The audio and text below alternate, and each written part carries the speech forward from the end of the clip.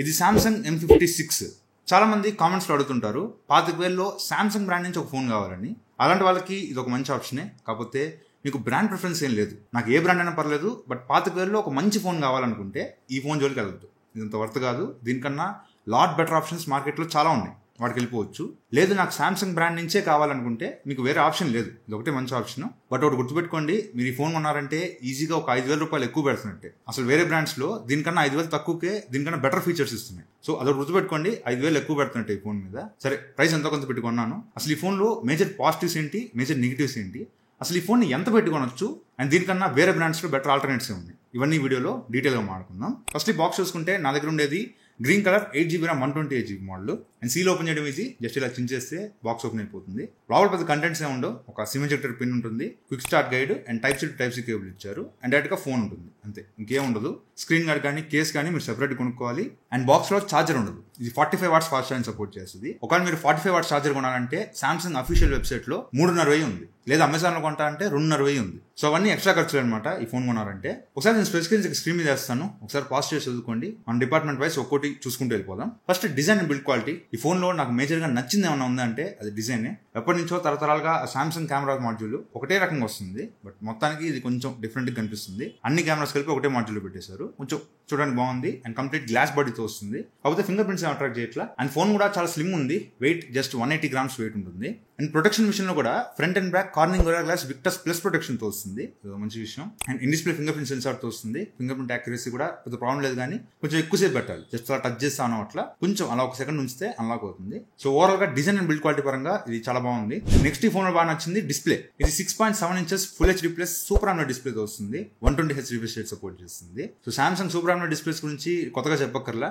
Extraordinary display. మీకు ఆ price లో one of the best display. మీకు ఆ కలర్స్ కానీ చాలా పంచర్ కలర్స్, చాలా వైబ్రెంట్ కలర్స్ వస్తుంటాయి. మీకు డిస్ప్లే ఎక్స్పీరియన్స్ చాలా బాగుంటుంది. అండ్ బెజిల్స్ కూడా అంత థిక్గా లేవు, కింద బాటమ్ బెజిల్ మాత్రం కొంచెం లావ్ అనిపిస్తుంది, కానీ సైడ్ బెజిల్స్ అంత థిక్గా అనిపించట్లా. And high brightness mode maximum 1200 nits అంటున్నారు. సన్లైట్ విజిబిలిటీ కూడా పర్లేదు, బాగానే ఉంది, బట్ ఇంకొంచెం ఇచ్చుంటే బాగుంది అనిపించింది. అండ్ HDR10+ సపోర్ట్ చేస్తుంది, వైడ్ వన్ ఎలిమెంట్ సపోర్ట్ చేస్తుంది. అమెజాన్ ప్రైమ్ నెట్ఫ్లిక్స్ ని HD క్వాలిటీ చూడొచ్చు. ఓవరాల్ గా డిస్ప్లే ఎక్స్పీరియన్స్ చాలా బాగుంటుంది, కలర్స్ చాలా బాగుంటాయి. కాకపోతే అసలు వీళ్ళు ఫోన్ లో చేసిన పెద్ద బ్లండర్ మిస్టేక్ ఏంటంటే సింగిల్ స్పీకర్ ఇవ్వడం. ఇది సింగిల్ స్పీకర్ తో వస్తుంది. స్పీకర్ క్వాలిటీ నాకు అంత లౌడ్ అనిపిల్ల, ఇంకొంచెం లౌడ్నెస్ ఇచ్చుంటే బాగుంది అనిపించింది.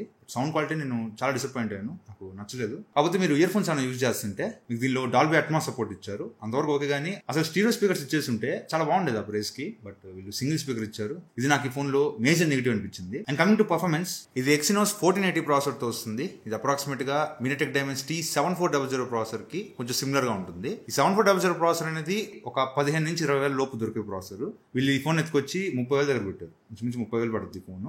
30,000 దగ్గర అసలు ఇదంత మంచి ప్రాసెసర్ కాదు. మీకన్నా చాలా బెటర్ ప్రాసెసర్స్ మార్కెట్లో ఉన్నాయి. నేను అంటూ బెంచ్ మార్క్ స్కోర్ రన్ చేస్తే ఇంచుమించు 7,30,000 స్కోర్ చేసింది. సరే, జనరల్ యూసేజ్ లో ఈ ప్రాసెసర్ ఓకేనా అంటే ఒక 2 years మాక్సిమం ఒక 3 years వరకు పని కానిస్తుంది, కానీ ఆ తర్వాత అయితే మీరు ఈ ఫోన్ వాడలేరు. ఒక 2-3 years తర్వాత మీరు UI లాగ్స్ కానీ స్ట్రక్ అవ్వడం ఇట్లాంటి ప్రాబ్లమ్స్ ఫేస్ చేస్తుంటారు. సో జనరల్ యూసేజ్ కి మాక్సిమం ఒక 2-3 years వాడుకోవచ్చు.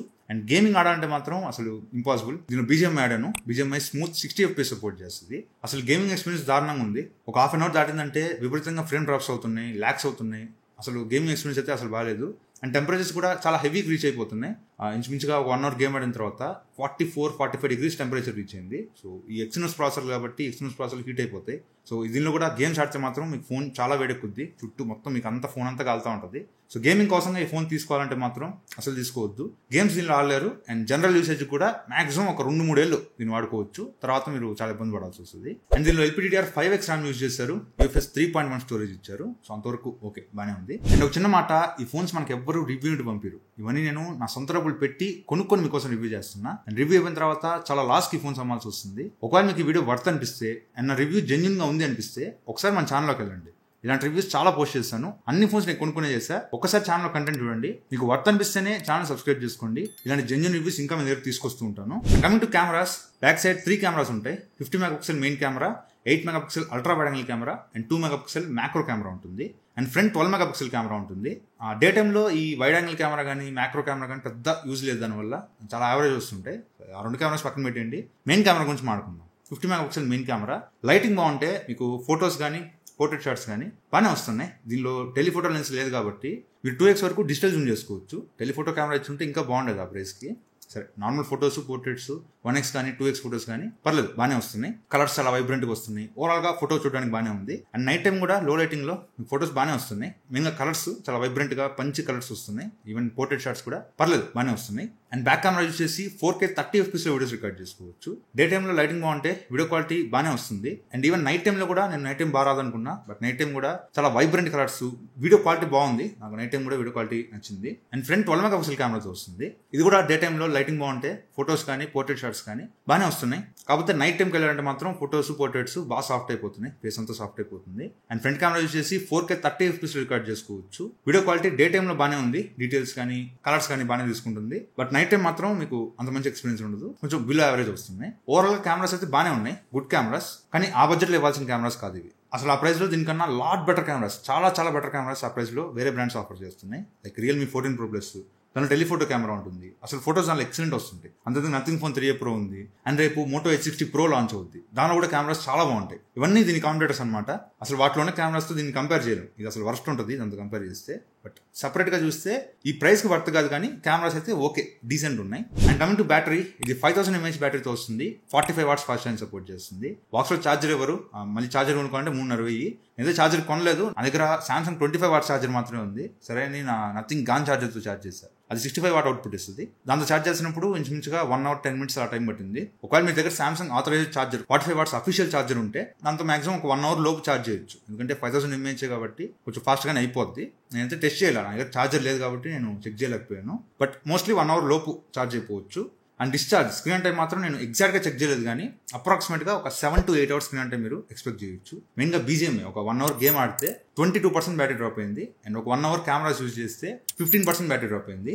ఆ రకంగా చూసుకున్నా ఈజీగా మీకు ఒక 7 to 8 hours వరకు స్క్రీన్ టైం వస్తుంది. ఒకవేళ మీరు హెవీగా యూజ్ చేసే పనితో మాత్రం ఈవినింగ్ ఖచ్చితంగా ఛార్జింగ్ పెట్టుకోవాలి. అండ్ ఇది One UI 7.0తో వస్తుంది. One UI 7.0 చాలా బాగుంటుంది. నేను Samsung S25 వాడుతున్నా, అసలు One UI 7 చాలా బాగుంటుంది. సేమ్ అదే UI దీనిలో కూడా ఉంటుంది. UI చాలా బాగుంది. అండ్ UI లో చాలా ఫీచర్స్ కూడా ఇచ్చుంటారు, అంత బాగానే ఉంది. అండ్ Android 15తో వస్తుంది out of the box. 6 years Android updates and 6 years security updates launch చేస్తున్నారు. అసలు బుర్ర ఉందో లేదా అర్థం కావట్లా. 6 years Android అప్డేట్స్ ఇస్తున్నారు, బాగానే ఉంది. బట్ 6 years అసలు ఈ ఫోన్ పని చేయాలి కదా. మాక్సిమం నేను చెప్తున్నా కదా, మాక్సిమం ఒక 3 years ఈ ఫోన్ మీరు వాడచ్చు. 4th year అసలు మీరు ఈ ఫోన్ వాడలేరు, పక్కన పెడేస్తారు. అసలు 4 ఏళ్ల మించి ఈ ఫోన్ వాడలేరు. అలాంటిది 6 years Android అప్డేట్స్ ఇవ్వడం అనేది అసలు యూజ్లెస్. జస్ట్ పేరుకి 6 years చెప్తున్నారు, కానీ అన్నేళ్ళు అసలు మీరు ఈ ఫోన్ వాడలేరు. సో అది అసలు పెద్ద సీరియస్గా తీసుకోవద్దు. అండ్ ఇది Wi-Fi 6 సపోర్ట్ చేస్తుంది, బ్లూటూత్ వర్షన్ 5.3 సపోర్ట్ చేస్తుంది. అండ్ దీనిలో NFC ఇచ్చారు, మంచి విషయం. కార్డ్లెస్ పేమెంట్స్ చేయాలనుకున్నా చేసుకోవచ్చు. అండ్ దీనిలో నాక్ సెక్యూరిటీ ఉంటుంది, డ్యూయల్ యాప్స్ కానీ యాప్స్ని హైడ్ చేసుకోవడం, ఇలాంటి ఆప్షన్స్ అన్నీ ఉంటాయి. సరే, ఇది ఫోన్ గురించి అయితే. కమింగ్ టు ప్రైసింగ్, వీళ్ళు 2 మోడల్స్ తీసుకొచ్చారు. 8GB RAM 128GB model 27,999 launch చేశారు. అండ్ 8GB RAM 256GB model 30,999 launch చేశారు. ఒక స్టోరేజ్ వేరియంట్ మారితే 3,000 రూపాయలు ప్రైస్ పెంచడం నేను చాలా రోజుల తర్వాత చూస్తున్నా. జనరల్గా 1000-2000 పెంచుతారు స్టోరేజ్ మారితే.